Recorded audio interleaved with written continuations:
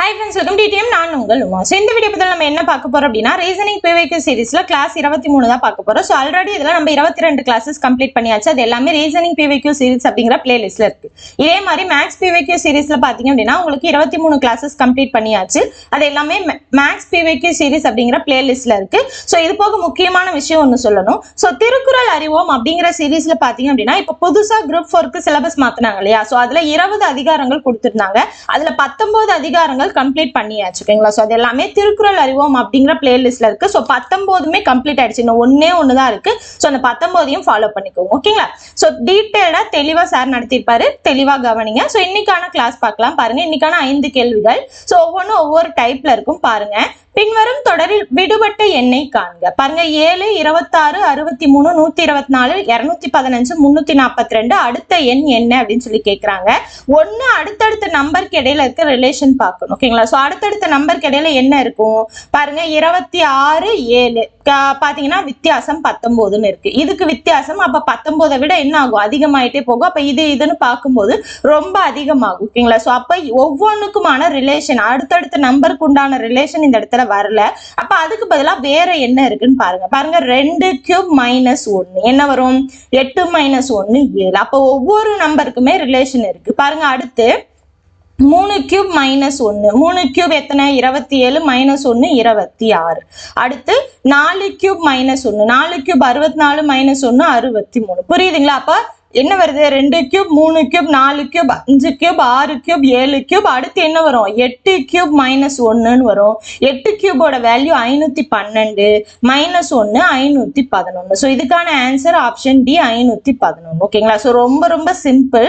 So முடிஞ்ச அளவுக்கு 1ல இருந்து 15 இல்லைன்னா 20. ஓகேங்களா? ஸோ இது வரைக்கும் இருக்க ஸ்கொயர் நம்பர், கியூப் நம்பர் இது எல்லாத்தையுமே மனப்பாடம் பண்ணி வச்சுக்கோங்க. ரொம்ப முக்கியமான விஷயம். ஓகேங்களா?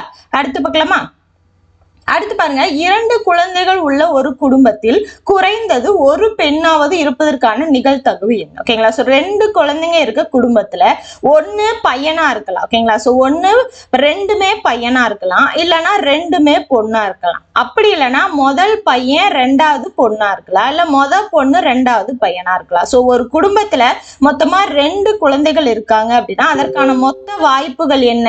2மே பையனா இருக்கலாம், இல்ல ஒரு பொண்ணு 2மே பொண்ணா இருக்கலாம், இல்லனா முதல்ல பையன் பிறந்து 2வது பொண்ணு பிறந்திருக்கலாம், இல்லனா முதல்ல பொண்ணு பிறந்து 2வது பையன் பிறந்திருக்கலாம். ஓகேங்களா?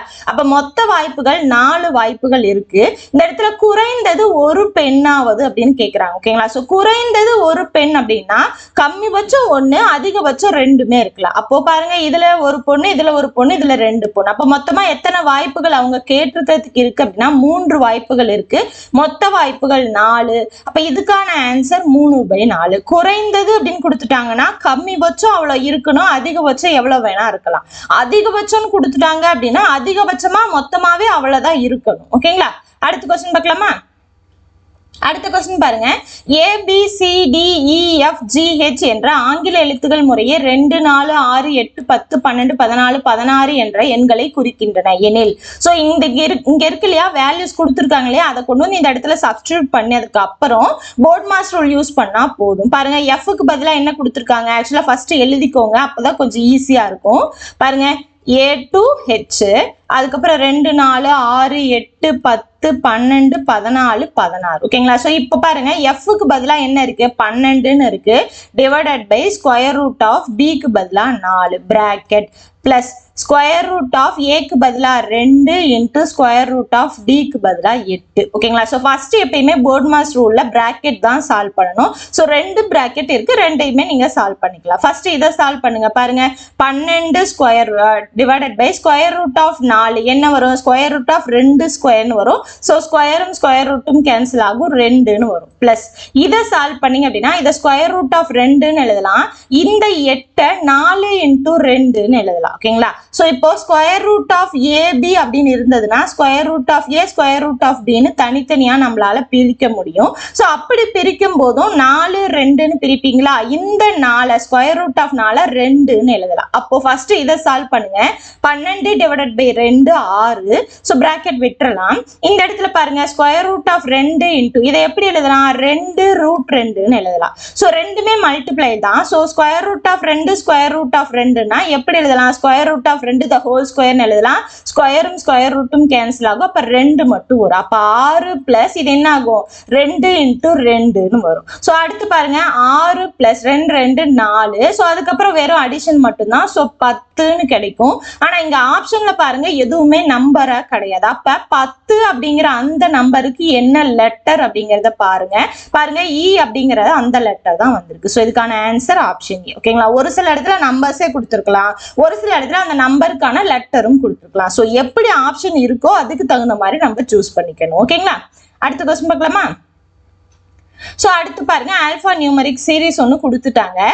P@L என்பது Y75 என்று குறிக்கப்பட்டால் $1 என்பது எவ்வாறு குறிக்கப்படும். இந்த மாதிரி கொடுத்துட்டாங்கனாலே என்ன பண்ணிக்கணும் அப்படின்னா இதுக்குண்டான ரிலேஷன் என்னன்னு தெரிஞ்சுக்கணும். பாருங்க P எங்க இருக்கு இங்க இருக்கு.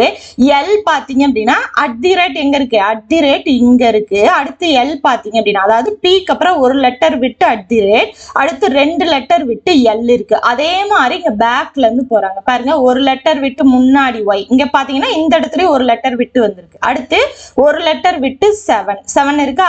அடுத்து 2 லெட்டர் விட்டு 5. அதாவது இந்த இடத்துல எப்படி நம்ம எடுக்கிறோமோ அதே மாதிரி பேக்வர்ட்ல எடுக்கணும். அடுத்து பாருங்க என்ன இருக்கு டாலர் அப்படின்னு இருக்கு. ஓகேங்களா. சோ டாலர் அதுக்கப்புறம் என்ன வருது டாலருக்கு அப்புறம் பாத்தீங்கன்னா 2 லெட்டர் விட்டுட்டு 1ன்னு வருது. அதுக்கப்புறம் ஒரு லெட்டர் விட்டுட்டு ஆஷ்ன்னு வருது. அப்ப டாலருக்கு முன்னாடி எத்தனை லெட்டர் இருக்குன்னு பாருங்க 1 2 3 4 5 லெட்டர் 5 இருக்கா. அதே மாதிரி 5 விட்டுறணும். பாருங்க 1 2 3 4 5 விட்டுட்டீங்கன்னா எஃப்னு வரும். அப்ப ஃபர்ஸ்ட் எஃப் அதுக்கப்புறம் 2 விட்டுட்டு அடுத்து என்னது டாட் அதுக்கப்புறம் 1 விட்டுட்டு 3. அப்போ F.3 அப்படிங்கிறது தான் ஆன்சர். ஆப்ஷன் சி தான் ஆன்சர். ஓகேங்களா. சோ எப்படி வந்து இந்த சைடு இடது பக்கமா நம்ம போறோமோ அதே மாதிரி வலது பக்கமா வரணும். அதுதான் வந்து அதுக்கான ரிலேஷன் கொடுத்துருக்காங்க.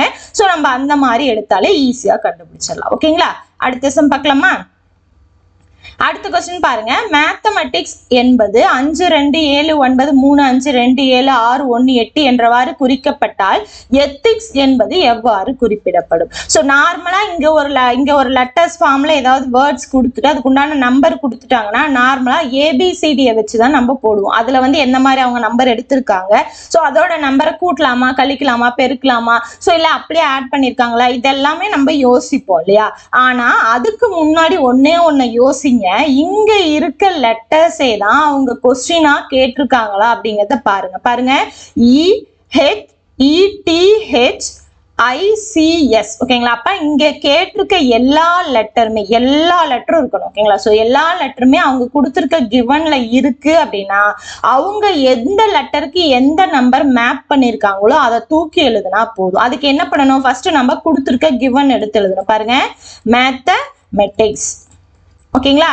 சோ இப்ப பாருங்க என்ன நம்பர் 5 2 7 9 3 5 2 7 6 1 8. ஓகேங்களா. சோ இப்ப எத்திக்ஸ் எடுத்து எழுதணும். பாருங்க ETHICS.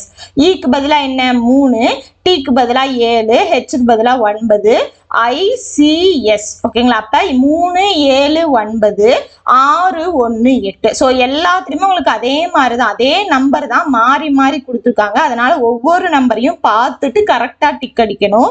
ஸோ 3 7 9 6 1 8 ஆப்ஷன் டி தான் ஆன்சர். ஓகேங்களா. ஸோ கிவன்ல இங்க இருக்க லெட்டர் ஒரு லெட்டர் கூட இங்க இருக்கு இல்லையா, இங்க இருக்க லெட்டர் ஒரு லெட்டர் கூட விடாம கிவன்ல இருக்கு அப்படின்னா அவங்க மேப்பிங் பண்ணதை அப்படியே எடுத்துக்கலாம்.